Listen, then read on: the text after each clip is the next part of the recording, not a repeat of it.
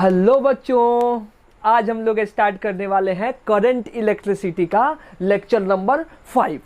बच्चों अभी हम लोग रेसिस्टेंस के बारे में पढ़ रहे हैं कि रेसिस्टेंस क्या होता है। ठीक है बच्चों, और हम लोग रेसिस्टेंस को चेंज कर रहे थे। अभी किसका यूज करके चेंज कर रहे थे? उसकी ज्योमेट्रिकल प्रॉपर्टी चेंज करके। जैसे कि हम लोग क्या पढ़े थे कि जो रेसिस्टेंस का फॉर्मूला होता है बच्चों वो क्या होता है, R इज इक्वल टू क्या पढ़े हम लोग, रो एल डिवाइडेड बाई क्या, ए। ठीक है बच्चों, जहां पे रो क्या होता है बच्चों, रेसिस्टिविटी होती है, एल क्या होता है, लेंथ, और ए क्या होता है, क्रॉस सेक्शनल एरिया। ठीक है बच्चों, यहां पे क्या हो रहा था, अभी तक जो हम लेक्चर पढ़े उसमें क्या हो रहा था बच्चों, उसमें हम लोग लेंथ को चेंज कर रहे थे और एरिया को चेंज कर रहे थे। इसकी वजह से क्या चेंज हो रहा था, इसकी वजह से रेसिस्टिविटी चेंज हो रही थी, सॉरी रेसिस्टेंस चेंज हो रहा था। रेसिस्टिविटी हम लोग चेंज नहीं कर रहे थे।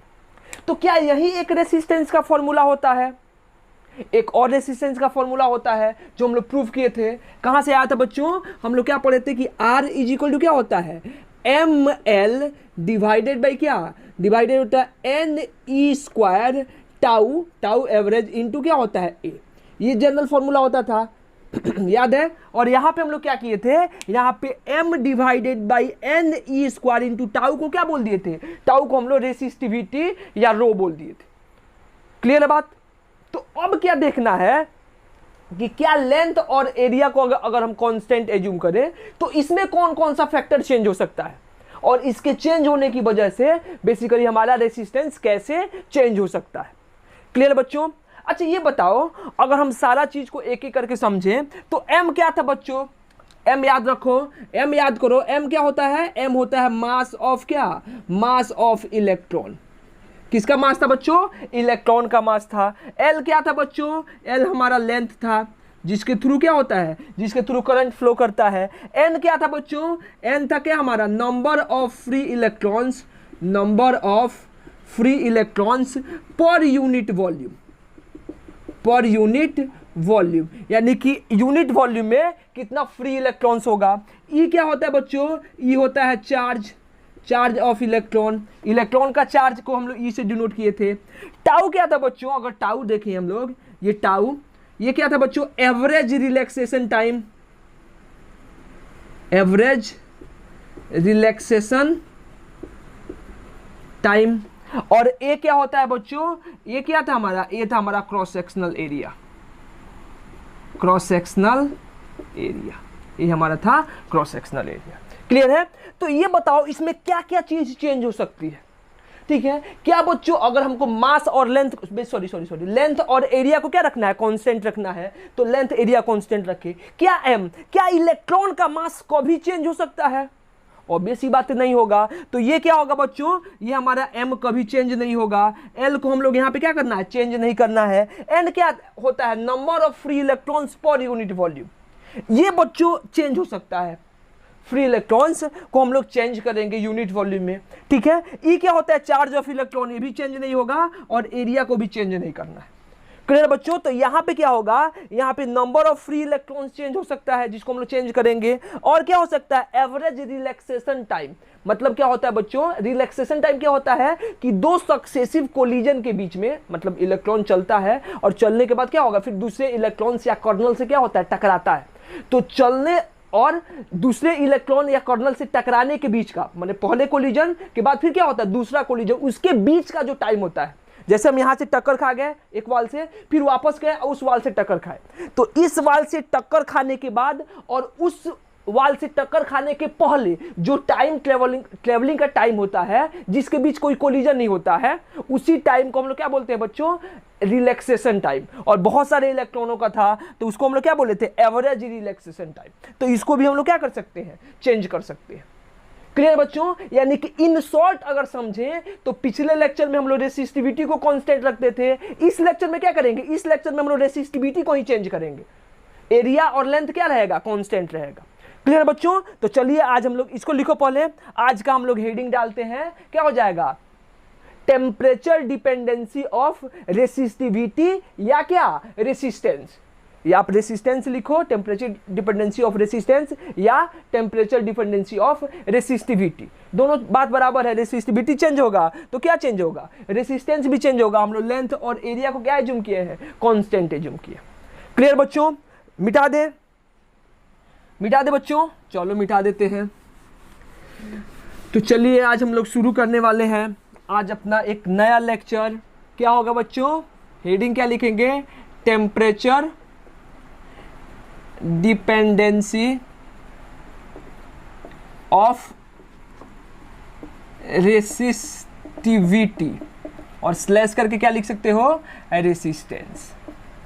रेसिस्टेंस बोलो या फिर क्या बोलो बच्चों, या हमारा रेसिस्टिविटी बोलो। देखो बच्चों क्या होता है कि अलग अलग मटेरियल जो होता है, जैसे कि मान लो हमारे पास क्या, अगर हम लोग मैटर को क्लासीफाई करें, सॉरी बेसिकली सब्सटेंस को क्लासीफाई करते हैं हम लोग किसे, on the basis of conductivity, तो कितने टाइप का होता है, एक हम लोग क्या बोलते हैं कंडक्टर, एक को क्या बोलते हैं बच्चों हम लोग इंसुलेटर, एक को क्या बोल देते हैं सेमी कंडक्टर। क्लियर बच्चों। तो यहाँ पे हम लोग क्या देखेंगे कि टेम्परेचर चेंज करने के साथ साथ बेसिकली कंडक्टर का अलग तरीके से रेसिस्टेंस चेंज होगा, सेमीकंडक्टर का अलग तरीके से चेंज होगा, और इंसुलेटर का देखना ही नहीं, क्योंकि इंसुलेटर का हम लोग रेसिस्टेंस कितना एज्यूम करके चलते हैं, इनफाइनाइट। ठीक है, कि उसका रेसिस्टेंस क्या होगा, इनफाइनाइट होगा। क्लियर है बात। तो चलो बच्चों हम लोग क्या देखते हैं, हम लोग पहले क्या लिखेंगे, इन केस ऑफ क्या, कंडक्टर। हम लोग क्या पढ़े बच्चों, पहले क्या पढ़ते हैं, केस 1 क्या पढ़ेंगे बच्चों, कंडक्टर। हम लोग किसके लिए देख रहे हैं, कंडक्टर के लिए। ठीक बच्चों, क्या देखना है, टेम्परेचर चेंज करने से कंडक्टर का रेसिस्टेंस या रेसिस्टिविटी कैसे चेंज होता है। क्लियर है। तो पहले हम लोग रेसिस्टेंस वाला फॉर्मूला लिख लेते हैं। क्या होता है बच्चों, अभी हम लोग पढ़े हैं कि जो रेसिस्टेंस का फॉर्मूला होता है बच्चों, वो क्या होता है, रेजिस्टेंस का फॉर्मूला क्या होता है, यहाँ पे देखो ml डिवाइडेड बाई कितना, divided by n into E square tau into क्या है a, ये वाला फॉर्मूला होता है रेजिस्टेंस का। ठीक है, तो क्या देखेंगे बच्चों, यहाँ पे देखते हैं on increasing temperature, on increasing temperature, क्या बच्चों कि अगर टेम्परेचर इंक्रीज करने से, अगर मान लो हम लोग यहाँ पे अगर टेम्परेचर को क्या कर रहे हैं, यहाँ पे टी को इंक्रीज कर रहे हैं, टेम्परेचर हमारा क्या है टी, इसको इंक्रीज कर रहे हैं, तो इसका रेसिस्टेंस कैसे चेंज होगा। अब बताओ टेम्परेचर अगर इंक्रीज करेंगे, अभी हम लोग देखे हैं एम क्या है बच्चों, मास चेंज नहीं होगा, एल लेंथ। ठीक है, बहुत ज़्यादा अगर टेम्परेचर इंक्रीज करते हैं तो लेंथ उसका क्या हो जाता है, बहुत ज़्यादा चेंज, थोड़ा सा चेंज हो जाता है, एरिया भी चेंज होता है, लेकिन हम लोग क्या एज्यूम करना है, हम लेकर के चल रहे हैं कि लेंथ और एरिया यहाँ पे कांस्टेंट है, लेंथ और एरिया में कोई चेंज नहीं हो रहा है। ठीक है बच्चों, तो एम कांस्टेंट रहेगा, एल भी क्या रहेगा, कांस्टेंट रहेगा, एल चेंज नहीं होगा, ए भी क्या रहेगा बच्चों, एरिया को भी चेंज नहीं करना है, और ई क्या है, ई चार्ज है, और चार्ज भी बच्चों क्या होगा, चार्ज भी चेंज नहीं होगा। अरे चार्ज ऑफ इलेक्ट्रॉन भी क्या होगा, टेम्परेचर से इंडिपेंडेंट होगा, वो भी चेंज नहीं होगा। चेंज क्या हो सकता है बच्चों, एज्यूम करो, अरे बताओ मान लो कि हमारे पास क्या है, कंडक्टर है। ठीक है, कंडक्टर के पास पहले क्या है, पहले से इसके पास फ्री इलेक्ट्रॉन्स है, और जो बाकी चार्ज होगा वो क्या होगा, वो बॉन्डेड चार्ज होगा, पेयर के फॉर्म में होगा, प्रोटॉन और बेसिकली क्या था, प्रोटॉन और इलेक्ट्रॉन का पेयर हो गया, पॉजिट्रॉन और इलेक्ट्रॉन का पेयर होगा, बॉन्डेड समझो। अब जब इसको क्या करेंगे, हीट करेंगे, अच्छा हीट करेंगे तो क्या होगा बच्चों, हीट करेंगे तो बॉन्ड क्या होगा, ब्रेक होना शुरू करेगा। अरे ऑब्वियस ही बात है, अगर उसको एनर्जी देंगे तो एनर्जी को क्या कौन एब्जॉर्ब करेगा, एनर्जी को यहाँ का इलेक्ट्रॉन क्या करेगा, एब्जॉर्ब करेगा, और एब्जॉर्ब करके जब उसकी एनर्जी ज़्यादा हो जाएगी तो क्या करेगा, वो फ्री हो जाएगा, कंडक्टर में ही क्या हो जाएगा, फ्री हो जाएगा। यानी कि टेम्परेचर इंक्रीज करने से कंडक्टर के अंदर number of free electrons increase हो रहा है कि डिक्रीज हो रहा है, कुछ समझो।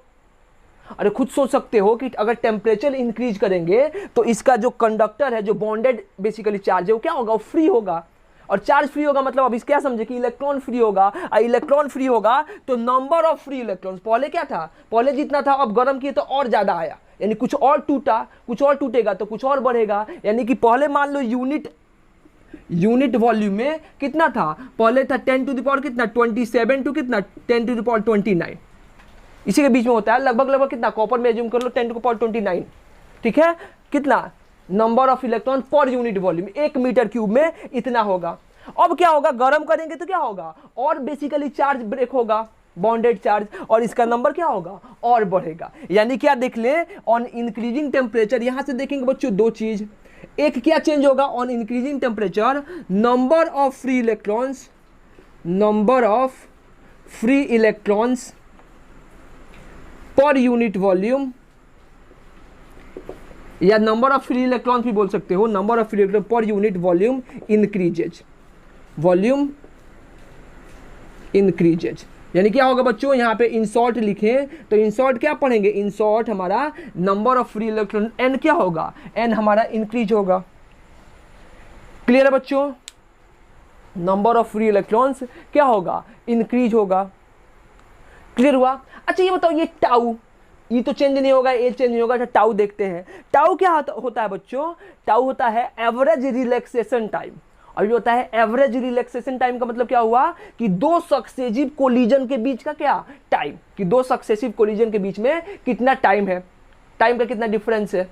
तो ये बताओ बच्चों, जब इसको गर्म करेंगे तो पहले क्या है, एज्यूम करना, पहले मान लो ये कितने स्पीड से चल रहा है। फॉर एग्जांपल एज्यूम कर लो 2 मीटर पर सेकंड। अरे फॉर एग्जांपल दिए हैं कि मान लो कि एक इलेक्ट्रॉन कितना स्पीड से चल रहा है, 2 मीटर पर सेकंड से।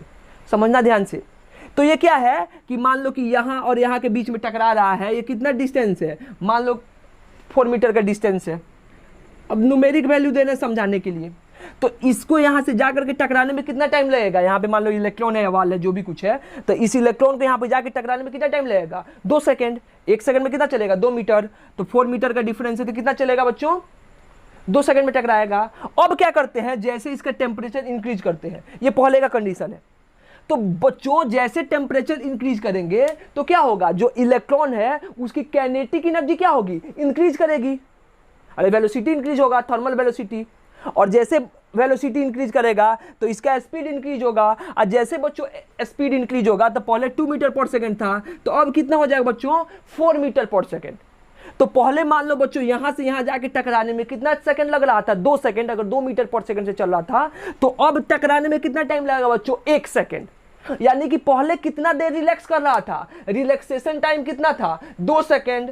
तो अब कितना रिलैक्स कर रहा है बच्चों, 1 सेकंड, कि जल्दी टकरा रहा है। तुम खुद समझ सकते हो, मान लो कि हमको 2 वाल के बीच में जाके दौड़ना है, यहां से जाके लड़ना है, तो पहले धीरे धीरे दौड़ेंगे तो थोड़ा टाइम लगेगा इस एरिया को कवर करने में। और क्या होगा बच्चों, जाकर के टकराएंगे।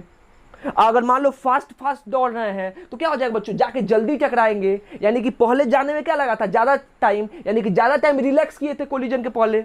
आप जल्दी पहुंचेंगे तो क्या होगा, ऑटोमेटिक टाइम क्या हो जाएगा, डिक्रीज कर जाएगा। यानी कि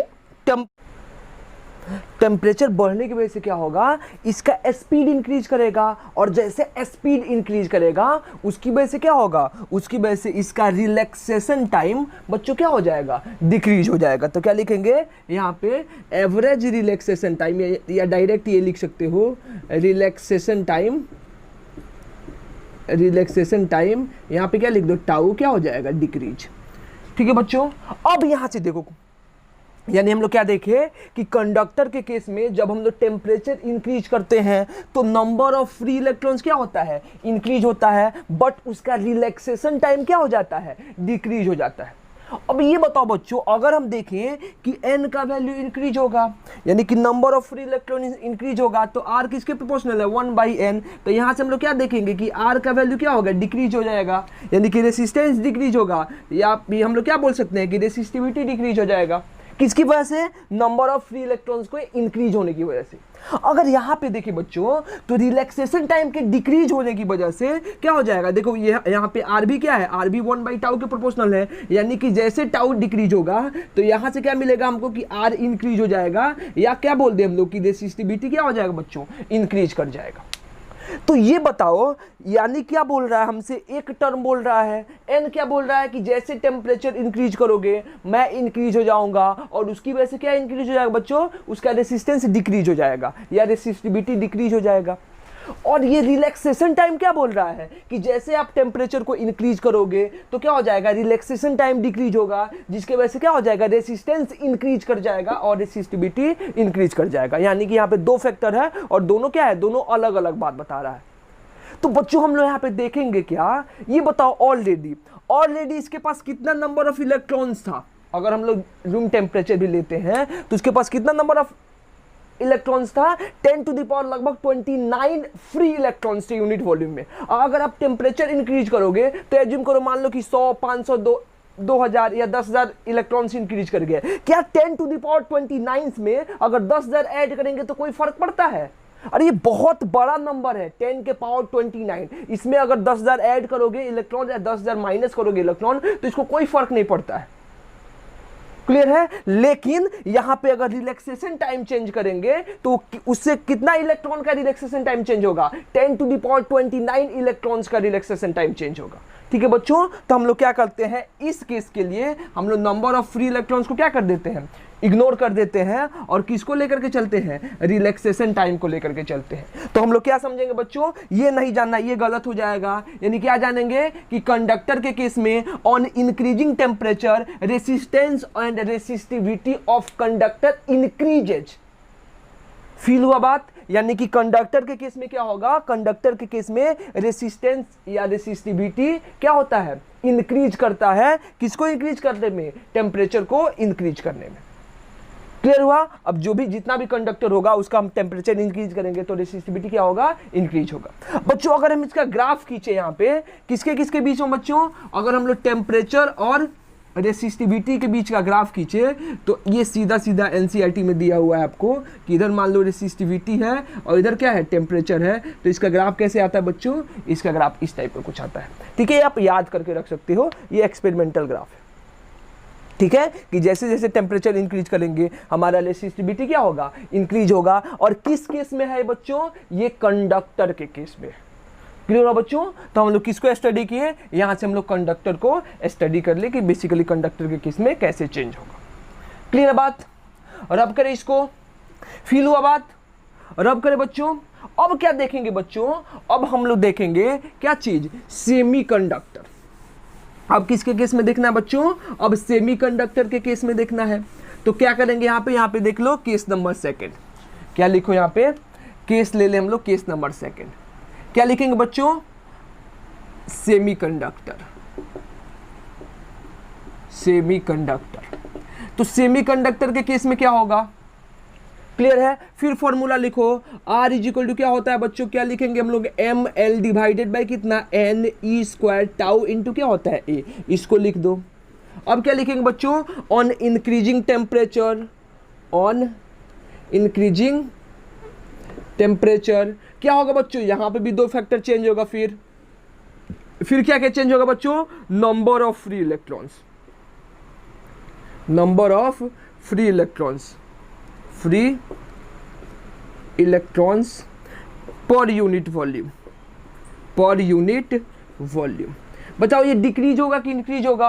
ऑब्वियस सी बात है कि हमारे पास क्या है, जैसे फिर इसको हीट अप करेंगे तो क्या होगा, हमारा बॉन्ड ब्रेक होगा, और बॉन्ड ब्रेक होगा तो क्या होगा, हमारा इलेक्ट्रॉन्स फ्री होगा। यानी कि नंबर ऑफ इलेक्ट्रॉन्स पर यूनिट वॉल्यूम क्या होगा, इंक्रीज होगा। तो ये क्या बताएगा बच्चों, ये हमको बताएगा कि रेसिस्टिविटी क्या होगा। डायरेक्ट बोलो, देखो नंबर ऑफ फ्री इलेक्ट्रॉन्स अगर इंक्रीज होता है तो रेसिस्टिविटी क्या होगी, डिक्रीज होगी।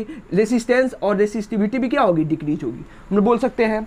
अच्छा ये बताओ, फिर अगर हमने यहाँ पे टेम्परेचर इंक्रीज किए हैं तो फिर इसका रिलैक्सेशन टाइम क्या होगा, फिर इसका रिलैक्सेशन टाइम, रिलैक्सेशन टाइम क्या हो जाएगा बच्चों, टाउ बोले, टाउ क्या होगा, डिक्रीज होगा। तो ये हमको क्या बताएगा कि रेसिस्टिविटी क्या हो जाएगा, इंक्रीज, और रेसिस्टेंस भी क्या होगा, इंक्रीज। लेकिन इस केस में क्या होता है बच्चों कि सेमीकंडक्टर के केस में जो फ्री इलेक्ट्रॉन्स होते हैं वो बहुत कम होते हैं। ठीक है, वो गिनती के होते हैं, 10, 12, 4, 5, 3, 2 ऐसे होते हैं। क्लियर बच्चों? अगर हम लोग देखें तो क्या होगा, यहाँ पे नंबर ऑफ फ्री इलेक्ट्रॉन्स बहुत कम होते हैं। तो ये बताओ बच्चों, अब एज्यूम कर लो, एज्यूम कर लेते हैं कि एज्यूम करो हमारे पास कोई सेमीकंडक्टर है जिसके पास कितना फ्री इलेक्ट्रॉन्स है, 5 फ्री इलेक्ट्रॉन्स है। अब जैसे यहाँ पे इसको हीट करेंगे, यानी यहाँ पे टेम्परेचर राइज करेंगे तो अब क्या होगा, अब बॉन्ड ब्रेक होगा। अब एज्यूम करो कि जैसे हीट किए तो बॉन्ड ब्रेक हुआ, तो फिर मान लो 500 इलेक्ट्रॉन्स फ्री हुआ।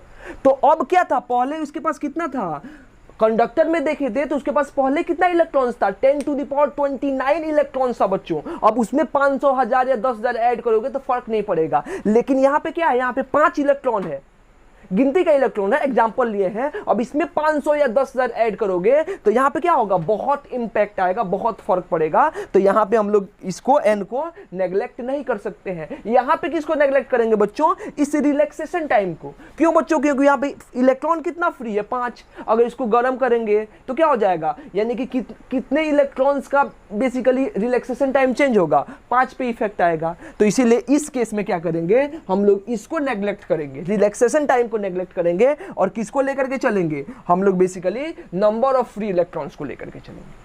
क्लियर बच्चों? तो क्या होगा इन केस ऑफ क्या, सेमीकंडक्टर, अगर हम सेमीकंडक्टर का बात करें तो उस केस में क्या होगा बच्चों, ऑन इंक्रीजिंग टेम्परेचर रेसिस्टिविटी या रेसिस्टेंस क्या होता है, डिक्रीज होता है। क्यों डिक्रीज होता है बच्चों, क्योंकि यहाँ पे नंबर ऑफ फ्री इलेक्ट्रॉन्स क्या हो जाते हैं, इंक्रीज कर जाते हैं। क्लियर बच्चों? अगर यहाँ पे हम इसका ग्राफ देखें, ये भी एनसीईआरटी में दिया हुआ है, सीधा सीधा ग्राफ है, किसके किसके बीच में बच्चों, अगर यहाँ पे हम लोग फिर क्या लेते हैं, फिर इधर रेसिस्टिविटी लेते हैं और इधर क्या लेते हैं, टेम्परेचर। तो क्या देखेंगे बच्चों कि जैसे जैसे टेम्परेचर चेंज होगा वैसे वैसे क्या होता है, वैसे वैसे हमारा रेसिस्टिविटी डिक्रीज करते जाता है। ठीक है, तो ये क्या हुआ, ये हुआ सेमीकंडक्टर का।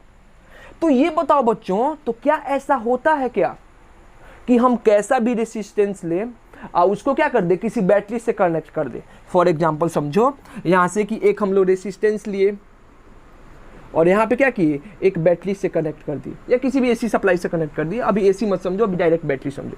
ठीक है, इसका ईएमएफ कुछ भी है, या ईएमएफ अभी हम लोग पढ़ेंगे इसी चैप्टर में कि ई है। क्लियर बच्चों? इसका रेजिस्टेंस है आर। तो क्या होगा बच्चों, जैसे इसके अंदर करंट का फ्लो होगा, इसके अंदर करंट का फ्लो होगा, हम लोग क्या पढ़े हैं, आप लोग पढ़े होंगे कि इसके अंदर क्या होगा, हीट डेवलप होगा। कैसे बच्चों, क्या होता है, I square R into T. Clear है? इसके अंदर क्या आएगा, हीट आएगा। तो जैसे जैसे टेम्परेचर इसके अंदर आएगा, इसका रेसिस्टेंस क्या होगा, चेंज होता जाएगा। तो यहाँ से करंट का वैल्यू भी क्या होगा, चेंज होता जाएगा। लेकिन अगर एज्यूम कर लो कि हमको कोई ऐसा बेसिकली क्या बनाना है, कोई ऐसा एक्सपेरिमेंट करना है या कुछ भी सेटअप लगाना है जिसमें हमको क्या चाहिए, जिसमें हमको यहाँ पे कांस्टेंट करंट चाहिए। तो क्या यहाँ पे हम लोग कंडक्टर या सेमीकंडक्टर के रेसिस्टेंस को अप्लाई कर सकते हैं, या कंडक्टर या सेमीकंडक्टर को अप्लाई कर सकते हैं? नहीं कर सकते बच्चों। क्यों नहीं कर सकते हैं? क्योंकि हमको करंट चाहिए कांस्टेंट, और जैसे इसके अंदर करंट का फ्लो होगा, इसके अंदर क्या आएगा बच्चों, इसके अंदर हीट जनरेट होगा, और हीट जैसे जनरेट होना शुरू करेगा इसका रेसिस्टेंस चेंज होना शुरू करेगा, और रेसिस्टेंस चेंज होने की वजह से क्या होगा, इसका करंट भी चेंज होना शुरू कर देगा। ठीक है बच्चों? तो करते क्या है, तो हम क्या करते हैं कि अगर हमको कहीं पे कांस्टेंट करंट चाहिए तो जो हम रेसिस्टेंस लगाते हैं या मटेरियल लगाते हैं वो क्या होता है, वो एक स्पेशल एलॉय का मटेरियल लगाते हैं। ठीक है, लाइक क्या, सबसे ज्यादा जो कॉमन यूज होता है वो नाइक्रोम होता है, मैग्नीन होता है, कॉन्स्टेंटेंट होता है। ये सब क्या है, ये सब एलॉय है जिसका बेसिकली रेसिस्टेंस टेम्परेचर से क्या होता है, इंडिपेंडेंट होता है। ऐसा नहीं है कि एकदम इंडिपेंडेंट होता है, लेकिन अगर थोड़ा सा टेम्परेचर चेंज करोगे, ठीक है, तो उसके रेसिस्टेंस में कोई चेंज नहीं होता है। थोड़ा सा मतलब ये नहीं कि 0.5 डिग्री सेल्सियस, मतलब एक अगर इसके कंपेयर में देखोगे, किसके, सेमीकंडक्टर या कंडक्टर के कंपेयर में देखोगे कि यहाँ पे अगर मान लो कि तुम 10 डिग्री सेल्सियस या 20 डिग्री सेल्सियस चेंज करते हो तो यहाँ पे बेसिकली रेसिस्टेंस ज़्यादा चेंज होता है। तो यहाँ पे अगर हम लोग एलॉय के केस में देखेंगे तो 10 डिग्री या 20 डिग्री सेल्सियस अगर टेम्परेचर चेंज करेंगे तो बेसिकली क्या होगा, उसका रेसिस्टेंस पे कोई इंपैक्ट नहीं आएगा, उसका रेसिस्टेंस क्या होता है, कांस्टेंट होता है। ठीक है बच्चों? तो वो होते कौन कौन से हैं, इसको मिटा दें तो क्या होगा, आप तीसरा केस क्या लिखेंगे कि कुछ बेसिकली क्या होता है, कुछ एलॉय होते हैं, स्पेशल केस ले लो या एलॉय ले लो, लाइक केस 3 क्या लिखेंगे बच्चों, एलॉयज, लाइक क्या होगा बच्चों, नाइक्रोम, और क्या होगा बच्चों, टंगस्टन, टंगस्टन नहीं पता, नाइक्रोम। एक क्या लिखेंगे बच्चों, एक लिखो मैग्नीन, एक क्या लिखे, कॉन्स्टेंटेन, कॉन्स्टेंटेन, कॉन्स्टेंटेन। आप लोग ये बच्चे कर लेना। ठीक है, बेसिकली ये सब क्या है, ये सब एग्जाम्पल है जो क्या, ये स्पेशल एलॉय है जिसमें अगर हम लोग टेम्परेचर चेंज करेंगे, इन केस में ऑन इंक्रीजिंग टेम्परेचर, यहाँ पे लिखेंगे ऑन इंक्रीजिंग टेम्परेचर रेसिस्टेंस, या कॉमा क्या बोल सकते हैं बच्चों, रेसिस्टिविटी, बीटी क्या लिखेंगे, डजंट चेंज, डजंट चेंज। यानी कि इस केस में अगर हम लोग टेम्परेचर इंक्रीज भी करते हैं तो क्या होता है, बेसिकली इस एलॉयज का रेसिस्टेंस या रेसिस्टिविटी चेंज नहीं होता है। ठीक है, अगर इसका हम लोग ग्राफ देखेंगे बच्चों तो इसका ग्राफ भी एनसीईआरटी में दिया है, यहाँ रेसिस्टिविटी हो गया, इधर क्या हो गया, टेम्परेचर। तो इसका ग्राफ कुछ कैसे है, कुछ ऐसे है। कांस्टेंट टाइप का चेंज हो रहा है, लेकिन क्या है, बहुत ज़्यादा टेम्परेचर चेंज करेंगे तो बहुत थोड़ा सा क्या होगा, थोड़ा सा रेसिस्टेंस या रेसिस्टिविटी में क्या होगा, चेंज होगा। क्लियर है बच्चों? तो ये हम लोग क्या देखे, ये हम लोग देखे कि टेम्परेचर चेंज करने पे, ठीक है, कंडक्टर का, सेमीकंडक्टर का या कुछ एलॉय का रेसिस्टिविटी कैसे चेंज होता है, ये चेंज होता है अभी देखिए, लेकिन ये चेंज कैसे होता है ये देखना है हमको। अभी पढ़ना क्या है, अभी सिर्फ बच्चों हम लोग पढ़ रहे हैं कंडक्टर, तो हम लोग किस केस में देखेंगे, कंडक्टर के केस में देखेंगे, ठीक है। अभी एज्यूम करके चल रहे हैं कंडक्टर, लेकिन जो फॉर्मूला निकालेंगे वो सबके लिए क्या होगा, सबके लिए सेम होगा, ठीक है बच्चों। तो हम क्या देखें, हम ये देखें कि टेम्परेचर चेंज करने पे कंडक्टर का, सेमीकंडक्टर का या कुछ एलॉय का बेसिकली हमारा रेसिस्टेंस चेंज होता है। अब कैसे चेंज होता है, टेम्परेचर के साथ क्या रिलेशन है, उस रिलेशन को निकालना चाहते हैं। तो ये बताओ बच्चों, इसको मिटा दे, इसको मिटा दे बच्चों, ये क्लियर हुआ? चलो इसको मिटा देते हैं हम लोग, चलिए। अच्छा ये बताओ बच्चों कि एज्यूम कर लो कि हमारे पास क्या है, एज्यूम कर लो कि हमारे पास एक कंडक्टर है ऐसा, ठीक है, या बेसिकली कोई एक ऐसा मटेरियल है, ठीक है। एज्यूम कर लो, लेट इनिशियली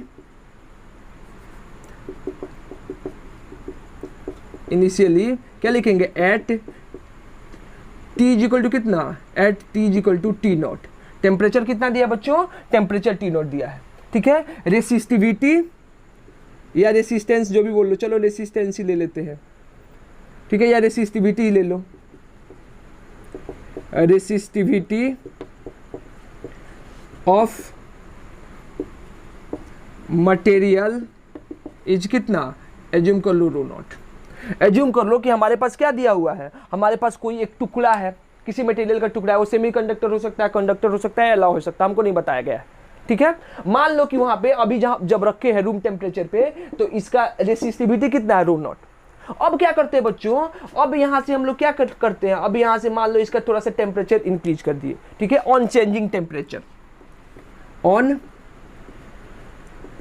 चेंजिंग टेम्परेचर क्या हो जाएगा बच्चों, कितना से, dt से, तो इसकी रेसिस्टिविटी क्या होगी बच्चों, चेंज होगी, रेसिस्टिविटी ऑफ मटेरियल चेंजेज, क्या लिखेंगे यहाँ पे, रेसिस्टिविटी ऑफ मटेरियल चेंज,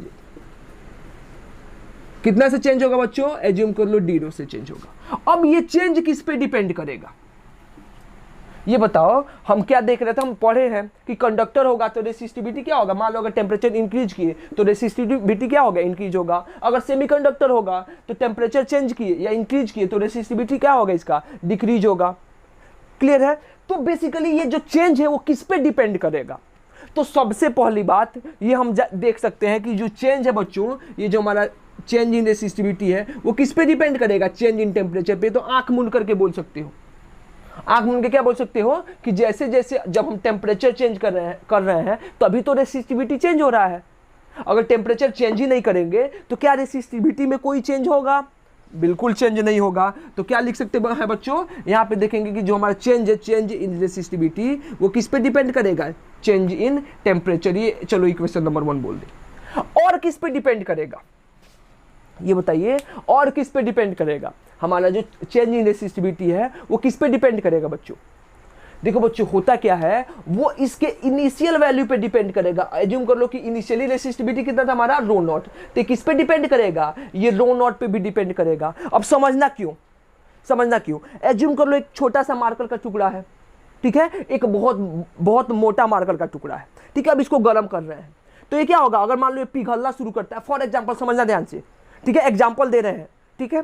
अगर मान लो एज्यूम करो ये पिघलना शुरू करेगा, तो पिघलना शुरू करेगा तो क्या होगा, ये जल्दी मेल्ट करना शुरू करेगा, और जो हमारा मोटा मार्कर का टुकड़ा है वो जल्दी मेल्ट करना शुरू नहीं करेगा। क्लियर है बात, ये क्या होगा बच्चों, जल्दी मेल्ट करना शुरू होगा, वो क्या होगा, थोड़ा लेट से मेल्ट करना शुरू होगा। लेकिन अगर देखें तो कौन ज्यादा मेल्ट कर सकता है, ये कम मेल्ट होगा, क्योंकि इसके पास क्या है, कम मटेरियल है। और दूसरा जो बेसिकली हमारा था मार्कर का टुकड़ा, वो क्या होगा बच्चों, वो ज्यादा मेल्ट करेगा। ज्यादा क्यों मेल्ट करेगा, क्योंकि उसके पास क्या था, ज्यादा वैल्यू था। वैसे ही क्या होगा बच्चों, अगर हम देखें कि रेसिस्टिविटी मान लो इनिशियली इसका बहुत ज्यादा है, क्लियर बच्चों, ऐसा मटेरियल जिसकी रेसिस्टिविटी बहुत ज्यादा है। अब इसको अमाउंट से कंपेयर मत करो, एक समझने के लिए बात बताएं।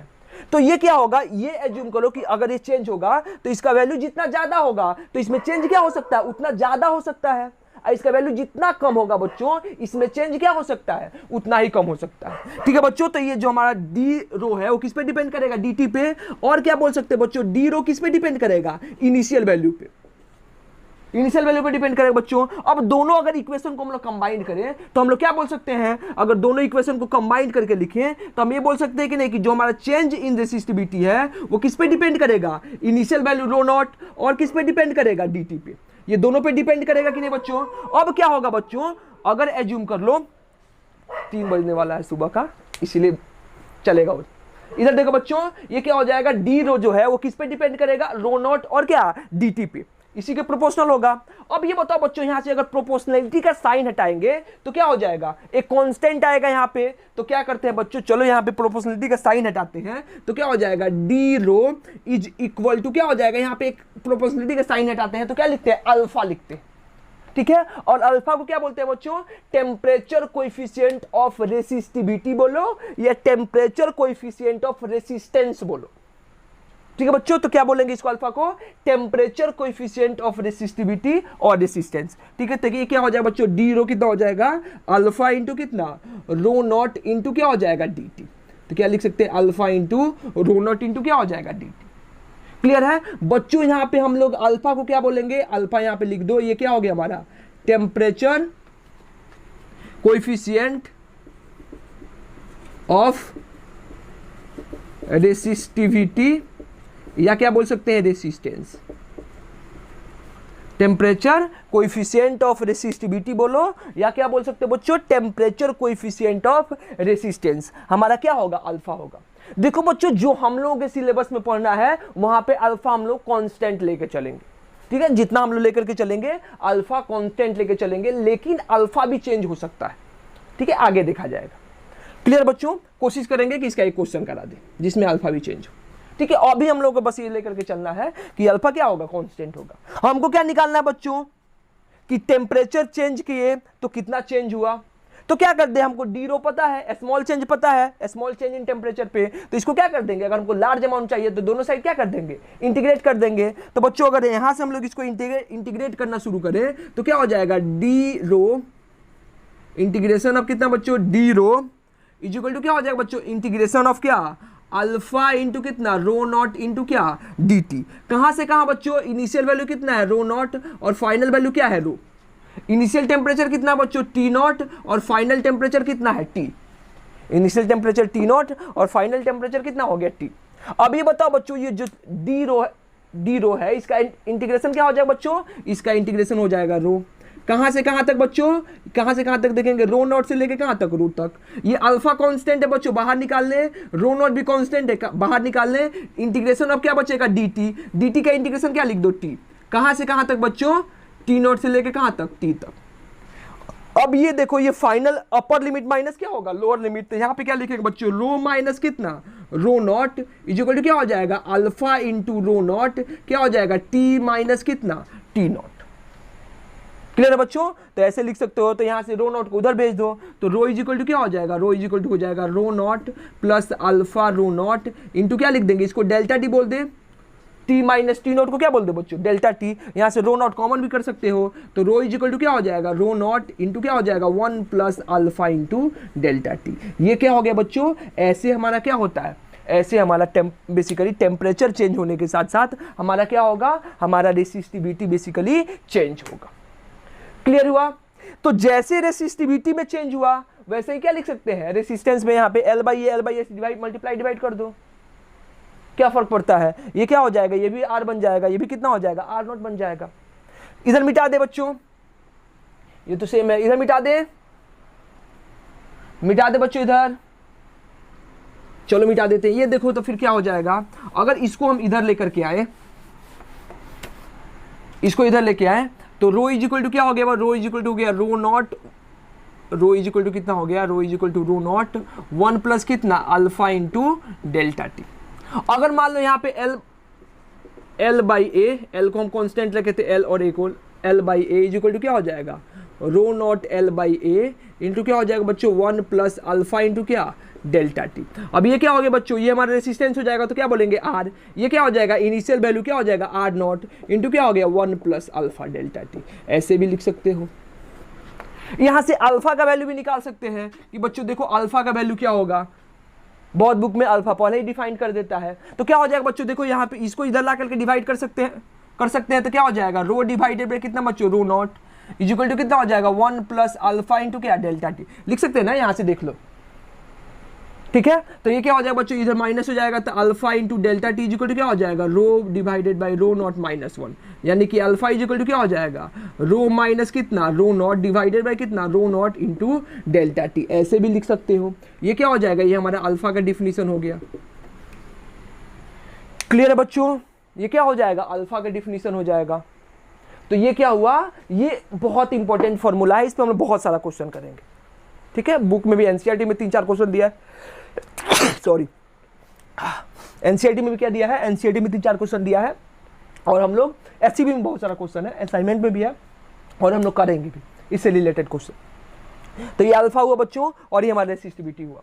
कभी कभी इस अल्फा को क्या बोलते हैं, टेम्परेचर कोएफिशिएंट ऑफ रेसिस्टिविटी। अच्छा ये बताओ बच्चों, यहां से हम लोग क्या बोल सकते हैं, कभी कभी क्या पूछ देता है कि अल्फा का वैल्यू पूछता है कि कंडक्टर के लिए क्या होगा, सेमीकंडक्टर के लिए क्या होगा, और एलॉयज वगैरह के लिए क्या होगा। तो क्या बता सकते हैं क्या कि कंडक्टर के लिए अल्फा क्या होगा हमारा, सेमीकंडक्टर के लिए साइन पूछ रहे हैं, पूछा जाता है, हम नहीं पूछ रहे हैं, पूछा जाता है सेमीकंडक्टर के लिए क्या होगा और एलॉयज के लिए क्या होगा, अल्फा के वैल्यू क्या होगा, जो हम लोग पढ़े हैं। अच्छा ये बताओ कैसे हम लोग निकालेंगे। अच्छा हमको ये पता है कि नहीं, ये हमको पता है कि टेम्परेचर अगर इंक्रीज करेंगे यानी कि डेल्टा टी क्या हो जाए, डेल्टा टी हमारा पॉजिटिव हो, तो कंडक्टर के केस में रेसिस्टेंस क्या होता है पॉजिटिव, यानी कि क्या होता है इंक्रीज करता है। तो यहां पे क्या लिखेंगे बच्चों, यानी कि यहां पे आर नॉट है, आर को टेम्परेचर इंक्रीज करने के साथ क्या होना है, आर को बड़ा होना है किससे, आर नॉट से। तो ये क्या होगा बच्चों, ये हमारा पॉजिटिव होगा कि नहीं, अगर ये टोटल टर्म पॉजिटिव होगा तभी ना एक में कुछ पॉजिटिव ऐड होगा, तो एक से बड़ा होगा, तो एक से बड़ा को अगर आर नॉट से मल्टीप्लाई करेंगे तो क्या हो जाएगा, आर हमारा आर नॉट से बड़ा हो जाएगा। अरे समझो ध्यान से, छोटा सा बात है, एज्यूम करो कि कंडक्टर के केस में हम लोग क्या पढ़े हैं कि टेम्परेचर इंक्रीज करने पे रेसिस्टेंस क्या होता है, इंक्रीज होता है, यानी कि इस आर को कंडक्टर के केस में इस आर नॉट से बड़ा होना है, यानी कि आर नॉट से कब बड़ा होगा, जब ये वाला टर्म 1 से बड़ा होगा, 1 से बड़ा टर्म को अगर आर नॉट से मल्टीप्लाई करेंगे तभी ना आर हमारा 1 से बड़ा होगा। अगर ये 1 से छोटा हो जाए तो ये क्या हो जाएगा, ये आर नॉट क्या हो जाएगा, आर से बेसिकली आर क्या हो जाएगा, आर नॉट से क्या हो जाएगा, छोटा हो जाएगा। तो इस केस में क्या देखते हैं कि अगर ये मान लो पॉजिटिव है तो अल्फा को भी क्या होना पड़ेगा पॉजिटिव, तभी ना पॉजिटिव इंटू पॉजिटिव क्या होगा पॉजिटिव, 1 में कुछ पॉजिटिव ऐड होगा तो 1 से बड़ा हो जाएगा, 1 से बड़ा को आर नॉट में मल्टीप्लाई करेंगे तो क्या हो जाएगा, आर हमारा आर नॉट से बड़ा हो जाएगा। तो पहले वाले केस में कंडक्टर के केस में अल्फा क्या होगा बच्चों, पॉजिटिव होगा।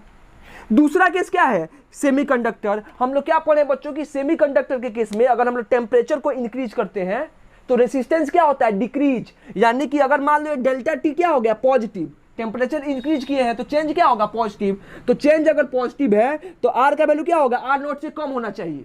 तो आर नॉट से कम कब होगा, जब यहां पे आर नॉट में किससे मल्टीप्लाई होगा, 1 से कम, तो उसके लिए तो पॉजिटिव है तो इसको क्या होना पड़ेगा निगेटिव, तभी ना 1 में से कुछ निगेटिव माइनस होगा, 1 में से कुछ निगेटिव क्या होगा, बेसिकली कुछ कम होगा, तो यहाँ पे क्या हो जाएगा 1 से कम मल्टीप्लाई करेंगे तो आर क्या हो जाएगा हमारा आर नॉट से कम हो जाएगा, तो अल्फा का वैल्यू क्या होगा निगेटिव। एलॉयज के केस में क्या होता है बच्चों, आर का वैल्यू किसके बराबर होता है, आर नॉट के, तो यहाँ पे 1 से मल्टीप्लाई करना होगा तो इसको किसके बराबर जाना पड़ेगा 0, तभी डेट टोटल टर्म 0 हो जाएगा, तो आर किसके बराबर हो जाएगा आर नॉट, यानी कि एलॉय के केस में हमारा लगभग क्या होता है, अल्फा किसके बराबर होता है 0 के बराबर होता है। ठीक है, तो ये भी कभी कभी पूछ देता है कि बेसिकली या पूछ लिया जाता है कि अल्फा का साइन बताइए। अल्फा का डिफिनीशन ये हो जाएगा, क्या हो जाएगा बच्चों, change in resistivity divided by initial resistivity into क्या हो जाएगा चेंज इन टेम्परेचर। ये क्या होता है, टेम्परेचर कोएफिशिएंट ऑफ रेसिस्टिविटी। हम लोगों को क्या पढ़ना है बच्चों, कांस्टेंट पढ़ना है। हम लोग क्या एज्यूम करके चलेंगे कि अल्फा क्या होता है, कांस्टेंट होता है। कोशिश करेंगे कि 1-2 क्वेश्चन करा दे जिसमें क्या हो जाएगा अल्फा हमारा चेंज होगा। ठीक है, लास्ट में करेंगे। क्लियर है बच्चों। तो आज हम लोग क्या पढ़े, आज हम लोग पढ़े कि बेसिकली कल पढ़ रहे थे कि लेंथ और एरिया चेंज करने के साथ रेसिस्टेंस कैसे चेंज होगा। वो उस टाइम रेसिस्टिविटी क्या था, कांस्टेंट था, मटेरियल पे डिपेंड कर रहा था। आज क्या देखे बच्चों कि अगर हम टेम्परेचर चेंज करते हैं तो रेसिस्टिविटी चेंज होता है और रेसिस्टेंस भी चेंज होता है। ठीक है, सेमीकंडक्टर में कैसे चेंज होता है, कंडक्टर में कैसे चेंज होता है और एलॉय में कैसे चेंज होता है। ठीक है, और उस पर क्या करें कि ये एक फॉर्मूला निकाल के आए। ये दोनों फॉर्मूला आप लोग याद रखो, ये बहुत इंपॉर्टेंट फॉर्मूला है। ठीक है, यहां से क्या आया, अल्फा का डिफिनेशन निकल के आया। ठीक है, तो आज के लिए रहने देते हैं। नेक्स्ट क्लास में पहले इसमें बेस्ट कुछ क्वेश्चन करेंगे हम लोग, उसके बाद क्या होगा, उसके बाद बेसिकली रेसिस्टेंस के बारे में और पढ़ेंगे, जैसे कलर कोडिंग वगैरह के बारे में पढ़ा जाएगा। ठीक है बच्चों, तब तक आप लोग लॉकडाउन का पालन करो, होमवर्क करो, अब क्वेश्चन बनने लगेगा करंट इलेक्ट्रिसिटी का भी। ठीक है, पढ़ाई करते रहें। All the very best.